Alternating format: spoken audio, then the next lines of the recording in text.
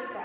Africa is a big area with different countries, and most of African dances are with legs and with hips and with moving hips.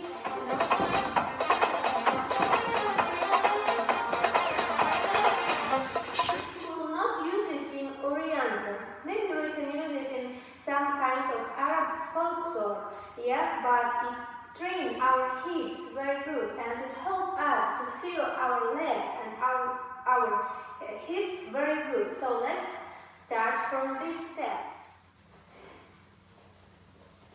Stand up.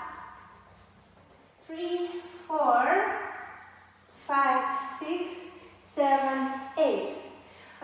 Look. Or we can do like this. Let's make both, okay? All moving. This wrong. We should catch it.